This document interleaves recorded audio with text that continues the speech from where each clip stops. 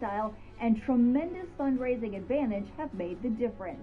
In Alabama, polls show Republican Tommy Tuberville poised to unseat Democrat incumbent Doug Jones. Tuberville, a former Auburn football coach, benefits from running in a major pro-Trump state and received the president's endorsement in the primary. We need to focus on what our economy really looks like. Michigan's Democrat incumbent Gary Peters crushed his Republican challenger in 2014. But polling numbers show this race against Republican John James, an Iraq War veteran, is a dead heat. While the election may appear to bode more blue, they don't have as good of a ground game as the Trump campaign and the Republicans. And so if the ground game translates for Trump in 2020, the conventional thinking is that it'll also help some of those senators in a ground game as well to get more voters. And if Democrats do take the Senate, the party will have complete control over both chambers for the first time since President Obama's first term. John and Jenna. All right, thank you. That's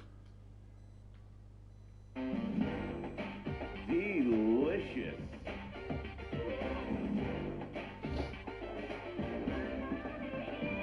Take a bite.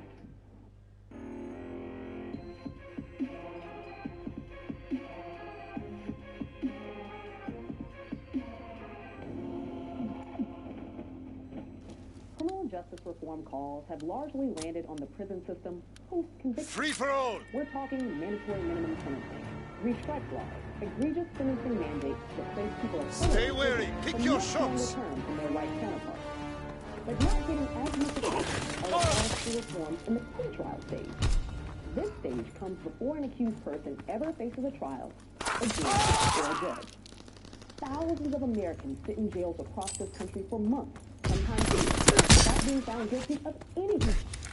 I know this story all too well, because my own mother was in jail, never having a day in court. Her crime? She couldn't afford bail and had a mental illness. And she wasn't alone. While essentially serving time without a conviction, folks often end up facing severe human rights violations, up to and including death. In fact, a recent special report released just last week revealed 4,998 people died in U.S. jails, many under brutal circumstances.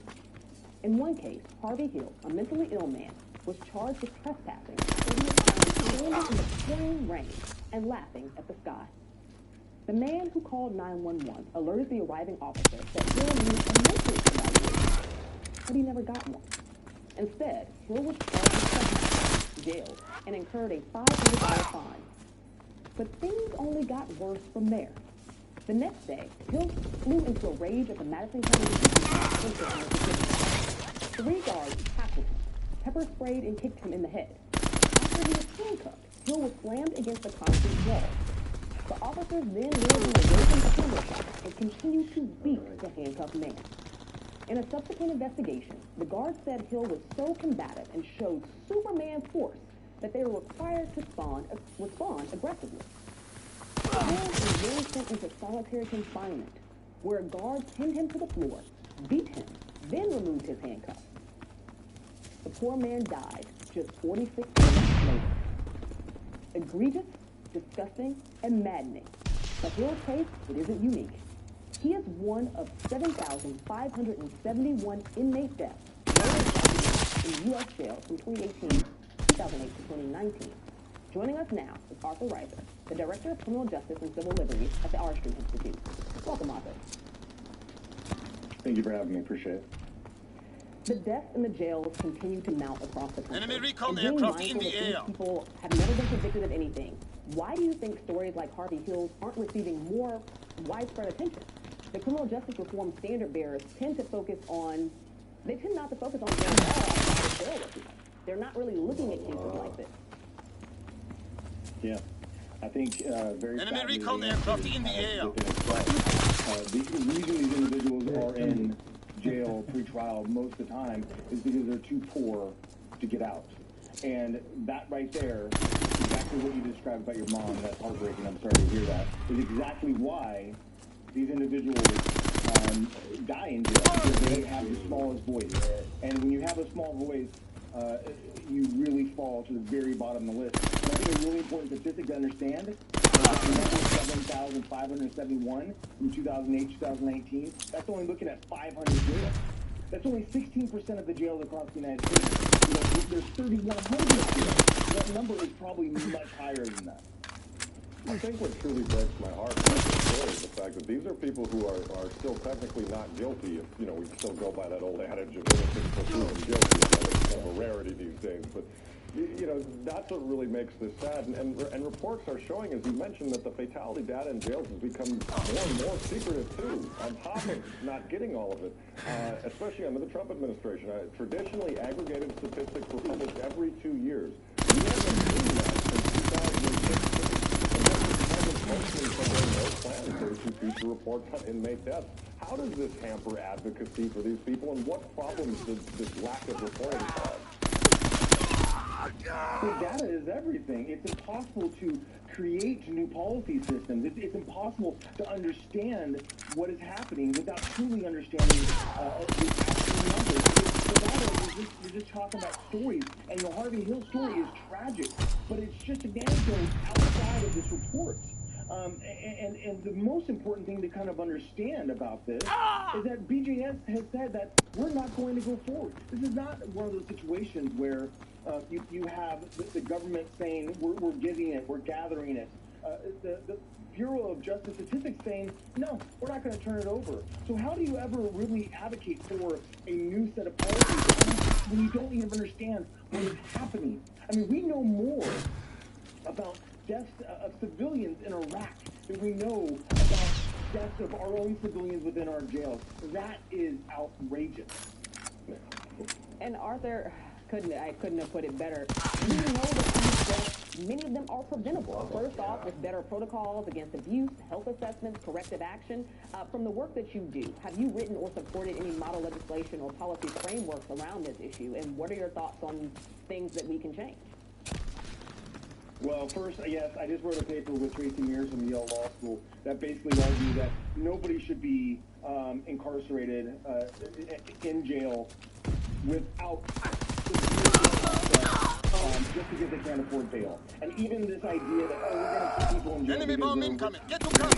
Once I have a goal to be my language, because who defines where the public safety is?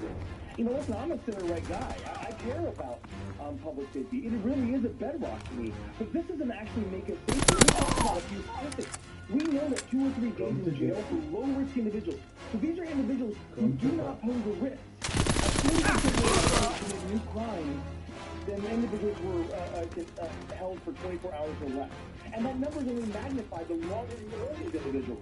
Low-risk individuals that are held for 31 days or longer are 71% more likely to reoffend.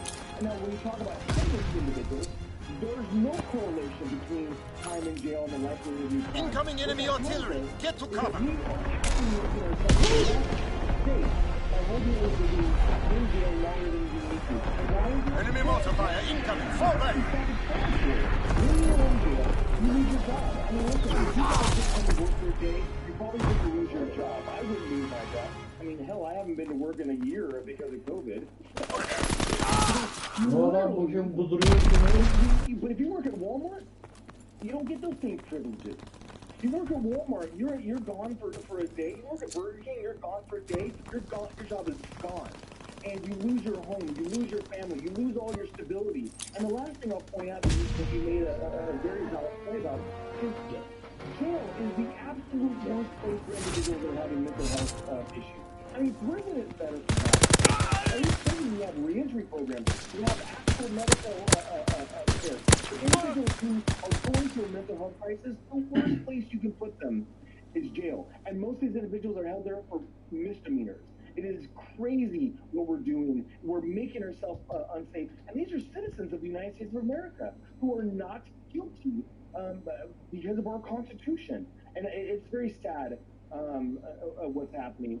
And the last thing I'll say is the remedy for most of these individuals are civil remedies. Well, I mean, if your mom can't afford to get out of jail, is she going to afford to get a lawyer to advocate for her to get out of jail? That's crazy under one of the amendments, 14th, 6th Amendment, which are both protecting us. If you look at the standard for the 14th Amendment is fair. Well, what's fair mean? For the 8th Amendment, cruel and unusual, it says, oh, serious medical care, but there's no standard of what serious medical care is. And for the 6th Amendment for speedy process, no one defines what a speedy process is.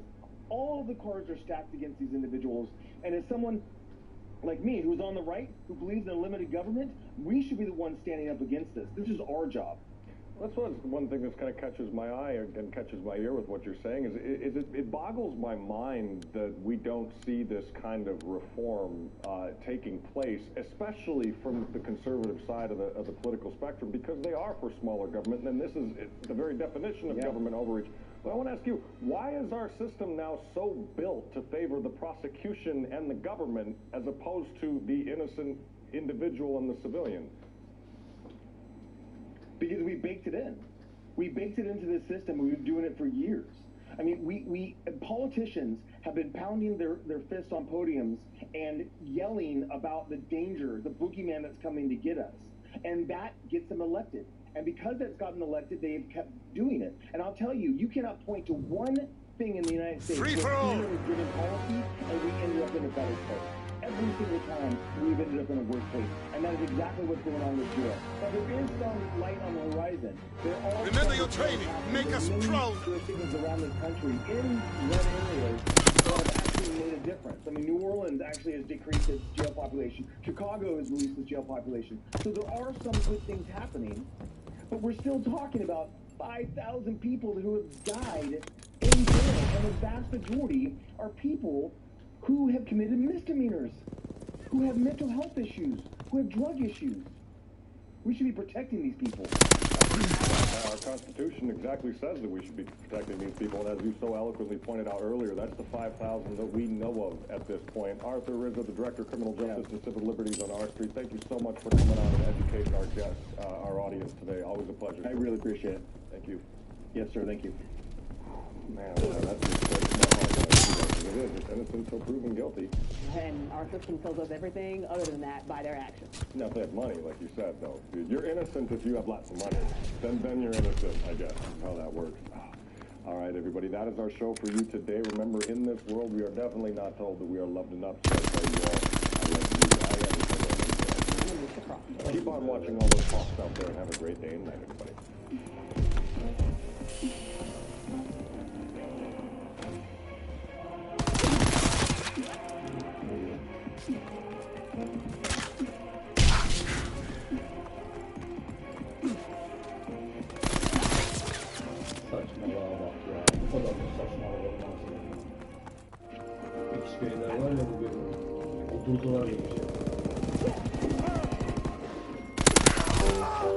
Hi, looks like you've got a prescription pill. Any idea how much that's going to cost in there? The exact same drug that's $10 at this pharmacy is $150 at this one. GoodRx finds prices and discount coupons on every prescription.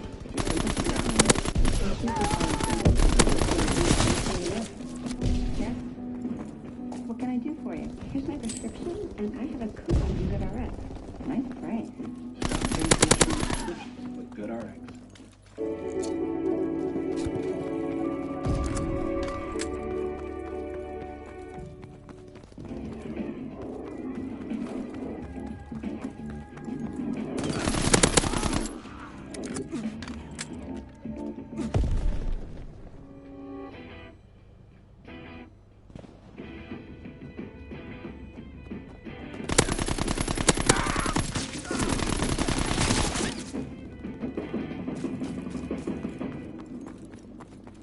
The following program contains material that may be disturbing, including references to illegal sex, drugs, and drug use. Viewer discretion is advised. I'm Afshin Ratansi. We're going underground, a show that will likely have more viewers from around the world this week after our headline-making interview with White House coronavirus advisor Professor Scott Atlas. The mainstream media reaction and Atlas's subsequent apology for his appearance hasn't stopped one man from coming on the show as voters elect the President of the United States. President Donald Trump's personal lawyer and former mayor of New York City, Rudy Giuliani, joins me now via Skype from Washington, D.C. Rudy, welcome to Going Underground, a special for the election. Why have you called today's election the most important in your lifetime? Well, I think there's such a stark difference between the directions in which the two candidates would take the country. I mean, Donald Trump is taking the direction of free enterprise, Hello. continued growth in our economy, to the highest point it's ever been right before the pandemic. Beyond any other American president, more jobs, higher income, better growth. Then all of a sudden we got hit by the pandemic and all the Democrats are predicting 2-year depression, 25% unemployment. They'll never get out of this. It'll take years. And here we are, 3-4 months later, we had 3 months of record job growth. Record. Each month set a record for job growth. Our GDP growth this year was, this month was phenomenal.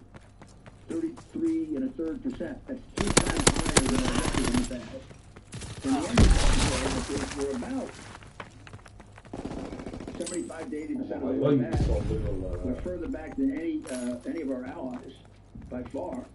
We've got a stronger economy than any of them. Our economy recovers faster, even though in many ways we were one of the hardest. Well, let's explore one thing about Donald Trump is you can't quarrel with the fact that he's masterful at guiding the economy in that area. There's not many people that dispute that. And Biden, of course, has never guided an economy and has some really infantile ideas like raising taxes is going to help growth. That's ridiculous. Let's explore some of those issues in a moment. But of course, even before the COVID destroyed the economic gains claimed by the Trump administration, I have to ask this about the shadow of Russia. Why, even after inquiry cleared Trump of being a Russian asset, why is it, and it would be you and his colleagues, why have you been unable to get that message across to, well, even people here in Britain, let alone to those crucial states that presumably Trump will lose on the night? Well, first of all, he's going to win. So he's going to win a surprising victory. And one of the reasons we can't get it across is because 80% of the media is maniacally anti-Trump. Look at the censorship they imposed on the hard drive with 80,000 emails and text messages that was left behind by Hunter Biden. And there's another one in Boston. Enemy recon aircraft in the air. Also left behind. Now, these hard drives contain massive evidence of bribes, espionage, money laundering. The countries that Joe Biden was taking bribes from, just from the his son admits it, describes it. There's a complete censorship done on that by big tech, by the big networks, by a lot of the big companies that do business with China. There's a real fear of offending China. Okay, and for the first time in American history, we have some kind of mass censorship done on behalf of the. It's almost as if the media here has become to the Democratic Party what Pravda was to the Socialist Party. I mean, it's an arm of the Democratic Party. It prints nothing good about Trump. It prints nothing bad about the Democrats, even if it involves child endangerment, child pornography, espionage, bribery. Okay, well, just on the allegations, I have to say on the allegations, obviously Joe Biden has said my son, like a lot of people at home, had a drug problem. He's worked on it. I'm proud of him. I'm proud of his son. That's absurd. Same kind of garbage, Giuliani. On the media point. His son has been over his drug Camper. I have the photograph. I have a 30-year drug problem. There's only one reason he has that drug problem is Joe Biden. When this man was a young man having a serious drug problem, instead of letting him live a life that was simple, he started to use him as a bad man to collect bribes for. So you don't take a drug addict and have him deal with murderers and organized criminals. His son has been in business with one of the biggest crooks in the Ukraine, member of Ukrainian organized crime, Mykola Zlochevsky. He's gotten $4 million from Elena Buturina, who's a close friend of Vladimir Putin's, and helped to depose her husband in order to get into that very, very strong position. He's been a partner with Xi Jinping, who is acknowledged to be somebody who trains intelligence agents and puts people into shell businesses so he can trap them for espionage purposes. And his partner, Patrick Ho, is described by Hunter Biden proudly as his business partner, who is a major Chinese spy. Well, there are two major Chinese transactions. One of them